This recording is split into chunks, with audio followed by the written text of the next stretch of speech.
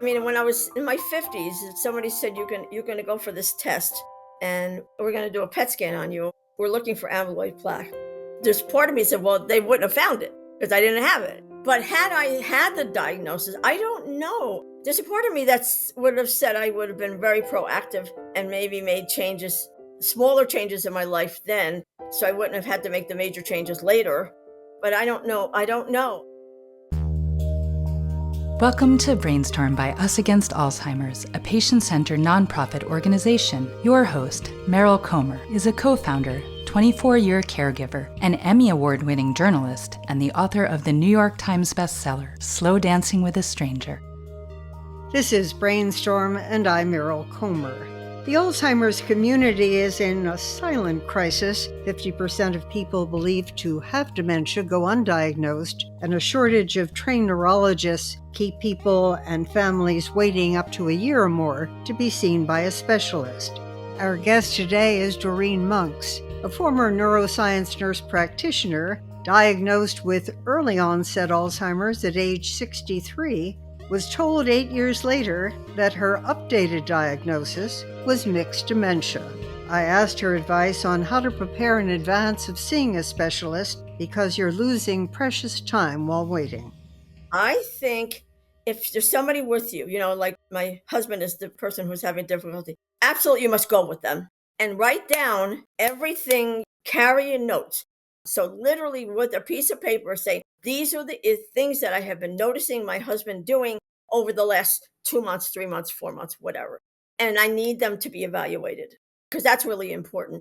The other thing is, we're ensuing and trying to get more primary care physicians educated to identify the dementia and to start the diagnostic process earlier.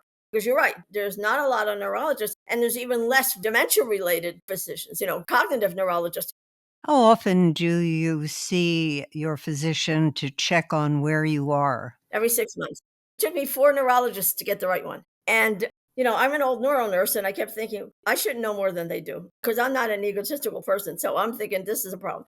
But I found that she's wonderful. We correspond if there's an issue. I'm now trying to get into a different trial because my amyloid levels were normal, but my tau levels were elevated, which is another abnormal protein or abnormal growth protein that needs to get evaluated. So we're sort of working together to get this done so I can get another diagnosis, hopefully the right one this time. Doreen, help us understand where you are right now and how long it took you to get there. Right now, I'm not angry anymore. I'm still a little sad because my life is very different. I went from owning my home to living in a modified income apartment. I can't afford to have a dog, and I'm a dogaholic person. I'm very dog centric. I will say hello to a dog way before I'll say hello to a human, which is terrible, but I do. Literally to not be able to afford a dog, and money's very tight. That bothers me. I knew what had happened those 8 years, but they happened for what I thought was a real reason, that I had Alzheimer's disease. They happened not because of that, but because there was no reason for them to happen. Because looking back, had I known then what I know now, I could have perhaps downsized my position. I was still clinically very sound. Just administratively, I was having difficulty. If you ask me where home is, it's my home in Bloomfield. It's not the other 3 places that I've lived since then. So I miss that more now because there was no reason for it to happen than when it originally happened. I will get over that too, because again, I'm just not a maudlin person. It's just frustrating. It's just frustrating. I keep thinking I worked as a nurse for like 40 years. I have a master's degree, and theoretically I have high enough IQ, and yet this is where I am, and sometimes that does bother me. I did a little research, and one of the earliest studies looking into mixed dementias came at the NIH in 2016. Now, that's the year you were diagnosed originally with Alzheimer's. So isn't it an issue of the science catching up? I think so. And I think personally, the science is well ahead of the clinical arena. That's just my personal opinion. And I think we need to do a better job of that. And I think getting the primary care physicians help to those who want to help speed up the diagnosis, et cetera, to catch up with science. The science is snowballing. It's unbelievable.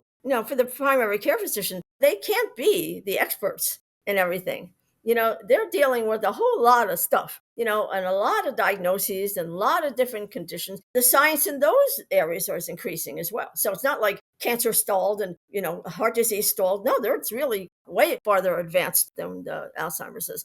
We just need to get things moving a little quicker. And we're doing such a disservice to people, I think.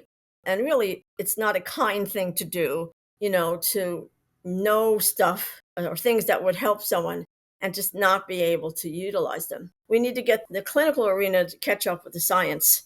First of all, I think the next step should be you stop the symptoms in their place. Wherever you are, you stop. So the disease does not progress. And then if we can actually cause a decrease in the clinical presentation of what the person is going through, that would be the next step. But I think in like 20 years from now, we're going to look back and go, what the heck were we thinking?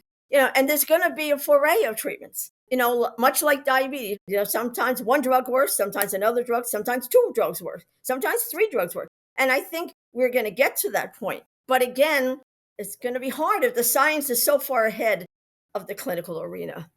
On that point, with all the technologies in the early diagnostic space, they now say they can predict 10 years before you'll get the disease. Knowing what you know, would you have been prepared to know 10 years before your diagnosis, your original diagnosis? I don't know. I mean, when I was in my 50s, somebody said you're going to go for this test and we're going to do a PET scan on you. We're looking for amyloid plaque. There's part of me said, well, they wouldn't have found it because I didn't have it. But had I had the diagnosis, I don't know. There's a part of me that would have said I would have been very proactive and maybe made changes, smaller changes in my life then, so I wouldn't have had to make the major changes later. But I don't know. If they told me 10 years before my diagnosis, nobody knew anything about Alzheimer's disease, I think it would be horrible. All you knew about Alzheimer's disease is that you lose your all cognitive ability and you end up being bedridden and you don't know anybody and you can't talk and you can't eat. It would have been very difficult to deal with if I really had the disease and they told me I actually had it. Now, I think we're in a different ballgame. If you can identify an elevation in plaque in the person's brain prior to presentation of the symptoms, and we have a treatment, what's to say you don't start the treatment sooner and eat up the plaque before it becomes a problem? When you go earlier and earlier, it interfaces with the whole notion of prevention. Where is your head on the issue of prevention? I believe my whole heart and soul that this is a disease that you can absolutely make a difference in. I got to 69 and I decided I probably should lose some weight, so I lost 72 pounds. I was healthier at my 70th birthday. Now I'm 71 now. Then my 70th birthday party than I was at my 60th birthday party. I work out 4 days a week now. I mean, I eat better than I ever had. And there's clear science that if you start early, I mean, I shouldn't say that. Whenever you start, it will be better than not starting at all. Keeping your mind active, being social, going out. One of the terrible things that happens to somebody in the early stages, I think, is they hide. They're embarrassed, they're ashamed, they don't know what's going on, and they hide. They don't go to the church group anymore. They don't play bingo. They make excuses not to go to their family gatherings, or they go, then they hide in the corner because they're afraid, oh my God, I may say something stupid and somebody's going to think, oh, everybody's going to know. That's, to me, is just heartbreaking. Well, it's high time that society adapts to the person with dementia. You're talking about 7 million people in this country. 7 million people. And God only knows if that's accurate or not because of the misdiagnosis, etc. Doreen, more and more people are going to end up in a similar situation where they've been diagnosed one way and later told that it's actually a mixed dementia. How should the doctors deliver the message to the patient? You've been there. What would you advise? I met with the head of the research program with my study partner. And, in retrospect, I was angry, mad at her too. She actually started out the conversation with, tell me how you were diagnosed. So I went through the whole story. And she said, well, your amyloid PET scan was normal. And that's where she stopped right then. She didn't say, and you don't have Alzheimer's disease. She kind of let that sink in first. And then we realized that obviously that meant I didn't have Alzheimer's disease. That was the issue with that. I think if you have to be honest, you have to bring some hope with that information. this is the diagnosis you don't have, but these are the things we're looking at, and really try to make it as supportive as you can, and not just ending it there, giving them more support go further in their diagnostic process. Doreen, the reality may be that more people don't have Alzheimer's disease and end up with mixed dementia. There'll be more people with mixed dementias, but maybe there's a lot more people with Lewy bodies dementia than we thought, and many more people with frontotemporal dementia. And all the other, like the dementia that goes along with Parkinson's disease. You break open the wall, you don't know what's going to be behind it. We're going to go through a little chaos because there's so much information coming out. We're just not ready to deal with all the little nuances of the disease. So it's a good time and it's a difficult time. Doreen, I don't mean to get too personal, but how far forward do you look in your life? I have several comorbidities. I think might kill me before the dementia does. You know what? I don't look real far ahead because the end will be when the end is. I have nothing to do with that. My feeling is I'm going to push you back as far as I can. I get up every morning and I say, if today's as good as yesterday, I have it made.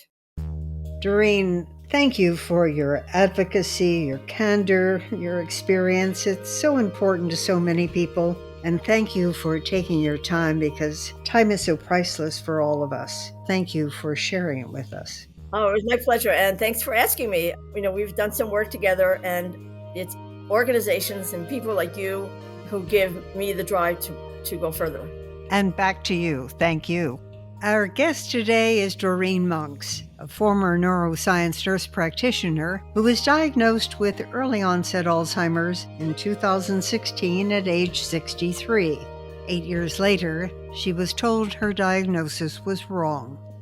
That's it for this edition. I'm Meryl Comer. Thank you for brainstorming with us. Support for BrainStorm by Us Against Alzheimer's comes from Genentech. Genentech is prepared to ask tough questions to help tackle the root causes of systemic inequities in healthcare. Subscribe to BrainStorm through your favorite podcast platform and join us for new episodes on the first and third Tuesday of every month.